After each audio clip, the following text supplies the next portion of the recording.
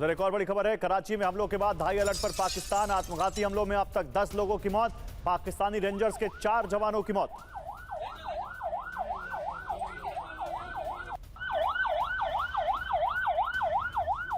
और टीटीपी के जमात अल अहरार गुट ने इन हमलों की जिम्मेदारी ली है। कराची में सिंध रेंजर्स हेडक्वार्टर पर आत्मघाती हमला हुआ है। सिंध रेंजर्स पैरामिलिट्री फोर्स है और ये बहुत बड़ा हमला है वहां की पैरामिलिट्री फोर्सेस पर। पूरे कराची में दहशत और अफरा तफरी का माहौल है। हमलावरों की तलाश में सर्च ऑपरेशन जारी है। 3 तस्वीरें आपको एक साथ दिखाते हैं। दिखाइए पीसीआर इन 3 तस्वीरों को। ये 3 तस्वीरें बताने को काफी है कि कल रात कराची कैसे दहल गया। कल रात पाकिस्तान में कैसे एक बड़ा अटैक हुआ, एक आत्मघाती अटैक जिसमें 10 लोगों की मौत हो गई। इसमें 4 सिंध रेंजर्स के जवान हैं।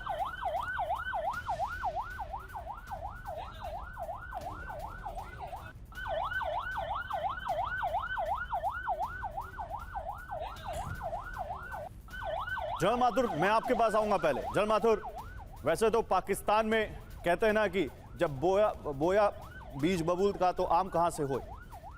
पाकिस्तान क्या कर रहा है हम देख रहे हैं, लेकिन फिर भी sir, Sindh rangers paramilitary forces का हेडक्वार्टर, उसके ऊपर यह हमला, क्या इसके पीछे आपका असेसमेंट है? टीटीपी इस तरह के हमलों को करते हुए उनके घर में बिल्कुल अंदर तक घुस गए, यह सिक्योरिटी हालत है पाकिस्तान की। बिल्कुल बिल्कुल। जय हिंद गौरव। देखिए, मैं आपको एक बात बताऊं कि पाकिस्तान की जब आपकी सेना प्रोफेशनलिज्म से दूर हो जाती है तो इस प्रकार की जो घटनाएं आम हो जाती हैं। तो मैं आपको वजह बताता हूं। देखिए, टीटीपी के ऊपर ये लगातार वहां पर हमले कर रहे हैं, लेकिन टीटीपी वहां क्या खैबर पख्तूनख्वा में भी लगातार सफल हमले करती चली जा रही है और उसमें पाकिस्तान की आर्म फोर्सेस के ऊपर नुकसान हो रहा है लगातार। और ये इस प्रकार से अंदर जाकर के कराची में जाकर के सिंध रेंजर्स के हेडक्वार्टर्स पे हमला करना इस बात को दिखाता है कि कहीं ना कहीं सिक्योरिटी में बहुत बड़ी मुझे लगता है चूक है। और चूक की वजह यही है कि आप किसी भी प्रकार से इस किस्म की इंटेलिजेंस को पा नहीं पा रहे हैं।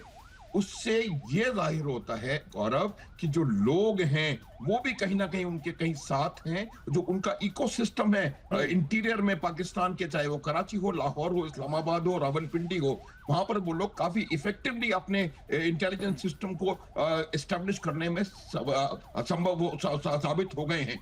और तो सर फिर वही उसके सर, अलावा होगा भी कैसे? सारा ध्यान उनकी सिक्योरिटी एजेंसीज, उनकी सीक्रेट एजेंसीज भारत के खिलाफ साजिश रचने में लगा देते हैं। सारा तो उनका फोकस वहीं पर है, तो अपना घर कैसे बचाएंगे? वो दिख रहा है, साफ दिख रहा है वो जो कर रहे हैं। छीने आपने मेरे। बिल्कुल, मैं आता हूं सर आपके पास, लेकिन इसी बीच देखिए एक और बड़ी खबर है। जॉर्जिया की संसद में जबरदस्त हंगामा हुआ है। सत्ता पक्ष और विपक्षी सांसदों के बीच मारपीट। भाषण में सरकार की आलोचना करने पर भड़का सत्ता पक्ष।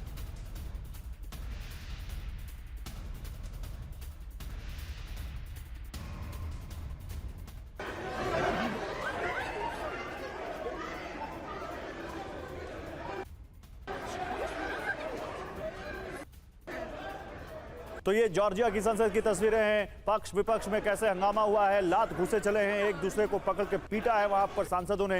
ये तस्वीरें आप देखिए, ये भाषण में सरकार की आलोचना करने पर हुआ है। सरकार की आलोचना सत्ता पक्ष के सांसदों को रास नहीं आई और विपक्ष के सांसदों के साथ कुछ इस तरह भिड़ गए।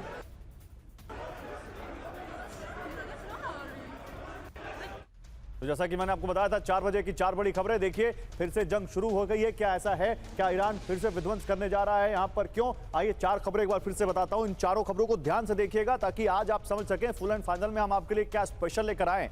सीज फायर पर संकट, खाड़ी देशों पर ईरान का हमला, ईरान में अमेरिकी एयर अटैक, ट्रंप की बड़ी चेतावनी। एक बार फिर ट्रंप ने उसी टोन में चेतावनी दी है जो लगातार सीज फायर से पहले या सीज फायर की बातचीत के दौरान वो दे रहे थे। क्या कहा है बताऊंगा आपको, लेकिन इसी बीच एक और बड़ी खबर। इराक में तख्ता पलट का अलर्ट। क्या इसका भी ईरान से कोई कनेक्शन है?